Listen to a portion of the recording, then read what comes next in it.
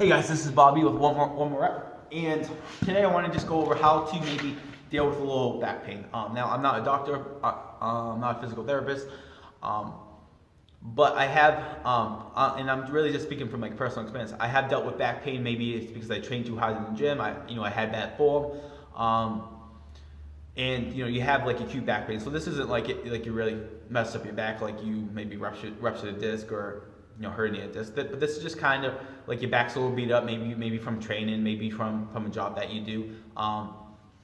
And this is a little just like basically a quick video to give you some guidelines on how you might kind of deal with it and maybe reduce a little pain so that you move better, you feel better, you train better. If your lower back's constantly getting hurt where you're training, you should make some adjustment. There's something that you're not doing right. So you definitely want to address that. But say this happens like once in a while, or maybe it's your job is like really stressful. So maybe like you're like a what I'm trying to think. Like my uncle's a cop, and I think he had a pretty bad lower back, and because of wearing that buckle, like that really hurt his back. Or if you have like a construction job and you're always lifting heavy things, again, like that, your back's gonna be a little beat up. So this stuff can probably make you feel better. One of the things that we have to understand about the lower back, though, is the lower back is a synergist. The muscles around it I think synergist muscles, meaning that they're not primary movers. And all that means is that they're supposed to help your body. They're not supposed to be the main mover. So your main mover is the muscle that should do the most of the work, and then you have these smaller muscles that are kind of just helping out. So your main one for your lower back, right? When you're using stuff that might hurt your lower back, probably your glutes, your quads, your abs, your obliques. So now if those are strong, if those aren't strong, or if those are really tight, they can create some back problems. And that's why I want to go over today.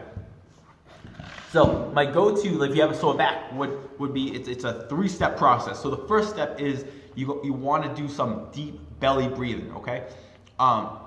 What this does is relaxes muscle tone, which could be putting too much stress on your lower back. And sometimes what happens with tight muscles, especially muscles around the hip and the leg, some of the muscles connect to the leg or the hip, and then they connect to the spine too. So if they get really tight and short, they're constantly pulling that lower back.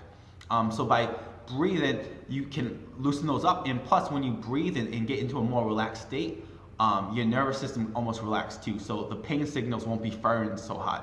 So a real quick way to do this is lie on the back. I'm not sure if you guys will be able to see this, but one hand on the chest, one hand on the stomach. I want to breathe slowly through my nose for about 3 or 5 seconds.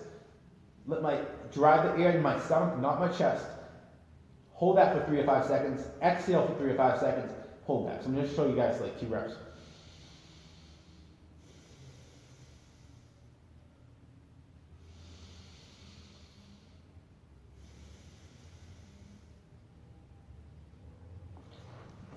And you'll want to do this for maybe like 2 or 5 minutes.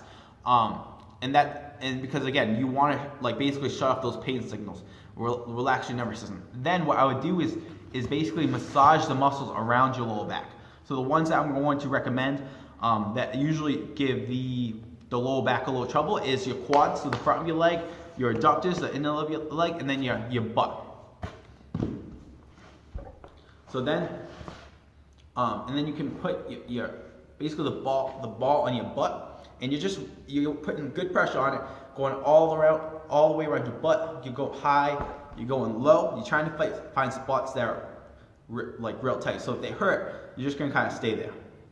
I would spend maybe a minute, 2 minutes on each glute. All right, and then you would switch sides. To do the quad, take a foam roller or anything kind of round here, and just gonna like roll. Now you want to do this kind of slow, because if you don't, a lot of people will go like this. You're not doing anything. You want your muscles to kind of dig into the foam roller. Here we go on one leg. Now you can roll like this, but what I find is super effective is find a tight spot, put as much pressure as you can handle, and then bring your heel to your butt. Okay, again, I would do that for a minute, 2 minutes.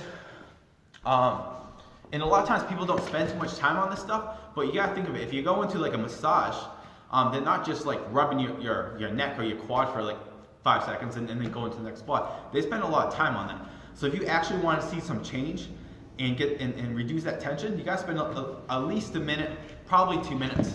So the adductor, you're gonna take your inner thigh, and you're gonna put your belly down, and I'm gonna roll inside and get here. What I also like to do is when I get here, because this is where most of the tightness will be with this muscle, is you can kind of extend the leg here. Okay, I'm gonna roll again, not too fast. Let your leg dig into the foam roller.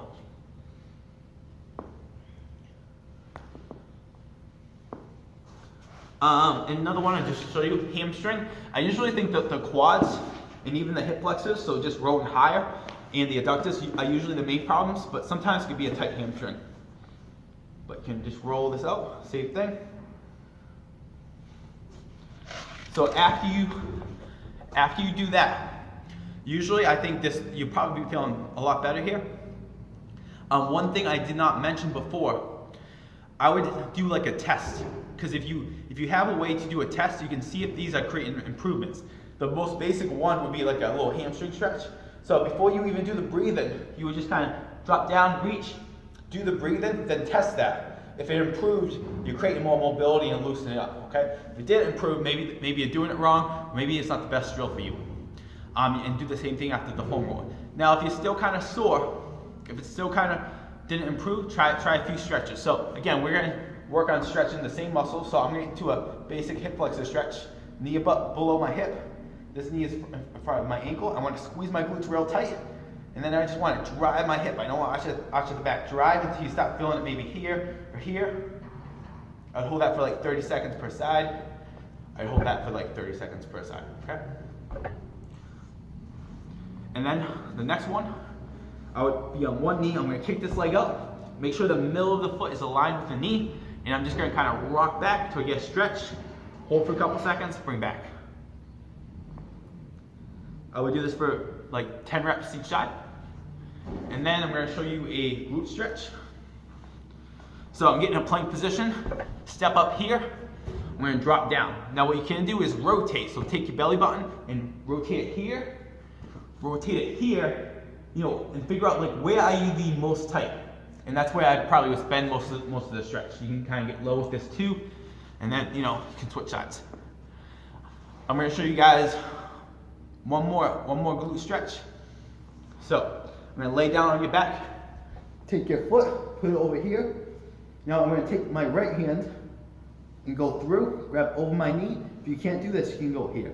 I just like the leverage you get with this better. And you're going to pull it in. And I would just kind of try to relax, breathe in and out, and then switch sides, okay? So again, if you deal with a lot of back pain, take 10, 15 minutes out of your day. Great to do on your off days. Do some breathing, then massage it with a foam roller lacrosse ball, and then stretch it, and then see if it improved. If it improved, that's something that you want to maybe put into your routine a little more often. Okay. So again, you want to breathe, shut down your nervous system, shut down the pain signals, and then release the muscles by foam rolling it or using a lacrosse ball, and then stretch the muscles. And if you want like another step, and then move. The best way to, like when you're working on flexibility and mobility, the best way to keep what you just did is basically move. So if that means going for a walk, or maybe you just do some light bodyweight exercises to really like basically ingrain this new pattern you have. So if you got long video, hopefully you guys got through it. If you guys have any questions on this stuff, please reach out.